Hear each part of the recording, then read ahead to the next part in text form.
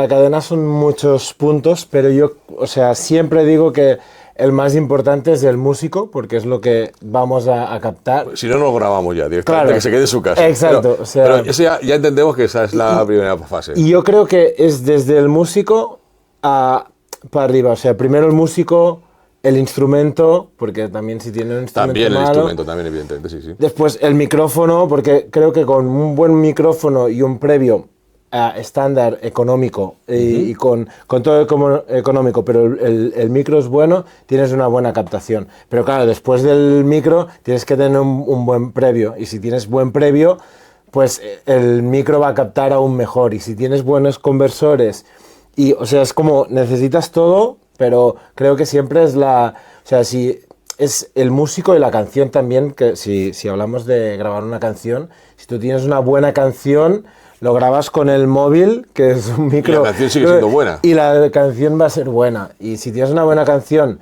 pero además tienes bueno, y me he olvidado el espacio, que también es importante, ¿no? O sea, lo primero es como el músico, el instrumento y también el espacio, porque si lo grabas en un espacio que hay mucha reverberación y es algo que es muy, muy rápido, no vas a entender el mensaje. No nada, exactamente, sí, sí. Por lo tanto, es primero el músico y su instrumento y el espacio donde se graba. Después aquí ya el micro, el previo, el conversor, si pones compresores, ecualizadores, la mesa, los altavoces, el espacio donde escuchas esos altavoces, o sea, es como...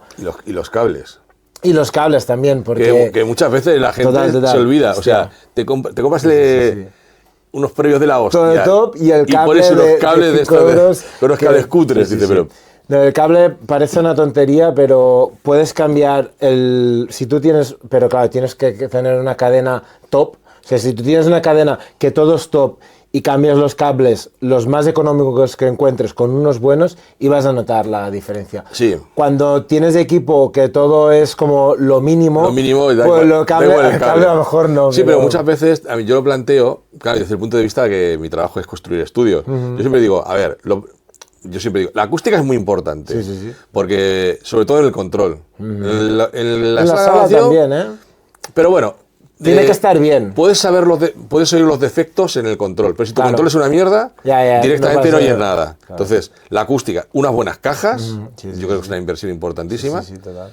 Y unos buenos cables, porque los cables van a estar siempre ahí. Y puedes cambiar de equipos, puedes cambiar de DAW, pero los cables... Sí, los cables tienes que estar... Tienen que estar, yo creo que básico desde el principio.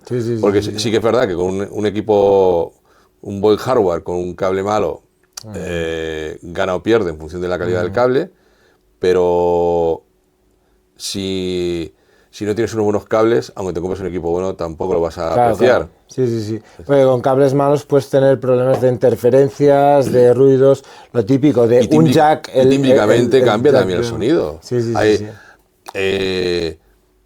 A mí particularmente el cable me parece una cosa muy importante, porque depende de qué cable utilices, tu instrumento va a cambiar tímbricamente, va a tener... Claro, por el tema de impedancia, también el grosor, bueno... El sonido pasa por ahí, es la tubería de... Tú eres pianista, lo notas menos, pero yo toco la guitarra y en la guitarra suelta un montón. A ver, claro. Es seguramente el que lo escucha le da igual, no nota la diferencia, o la nota, pero bueno, tú sí porque eres un profesional, ¿no? Pero la gente no nota la diferencia. Pero yo no tengo un cable a otro y digo, hostia, tío, este cable... Se nota.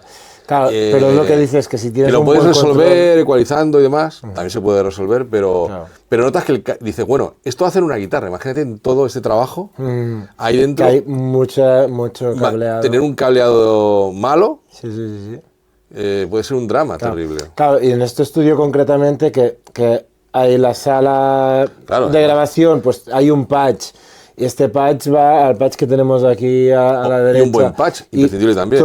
Todo el patch está lleno de cableado que tiene que estar bien y está durando, no sé cuántos años lleva, pero con cable bueno entiendo que va a durar más años, ¿no? Claro, esto es un patch hecho a medida y de alto nivel. Esto es un estudio, para el que no lo conozca, es un estudio totalmente top. O sea, es un estudio 100% profesional de alto nivel. O sea, no...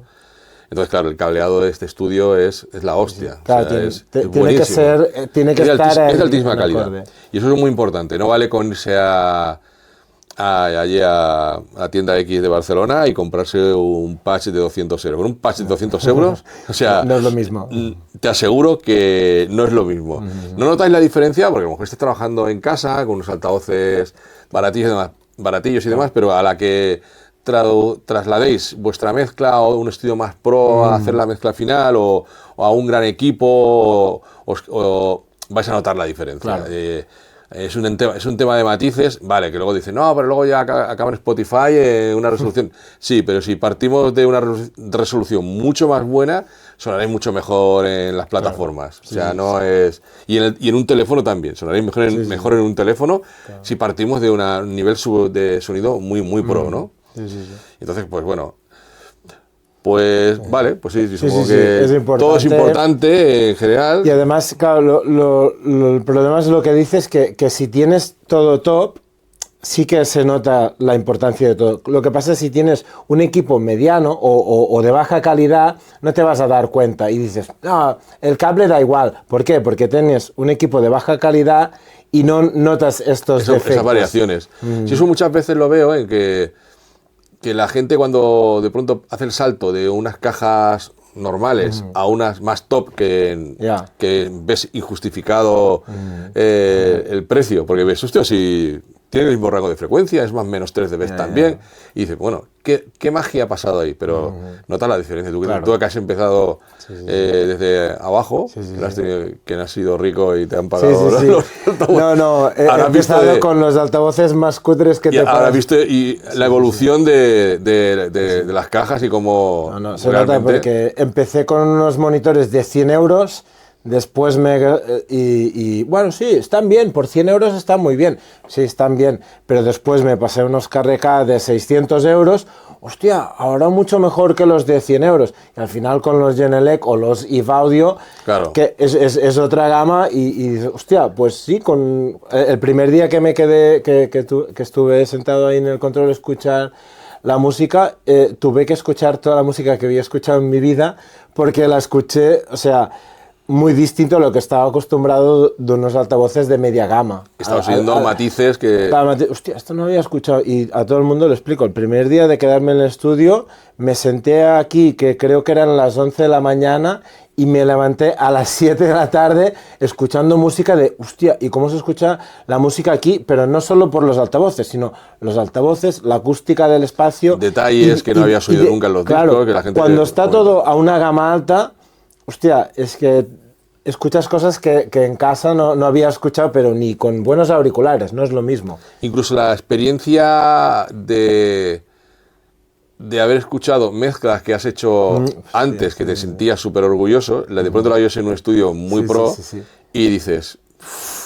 Esto me había pasado con el sub, que antes con Ñaño en el otro episodio hablabais del sub. Sí. Y esto me pasó porque muchas veces mezclaba sin sub y yo subía los graves en general. Claro.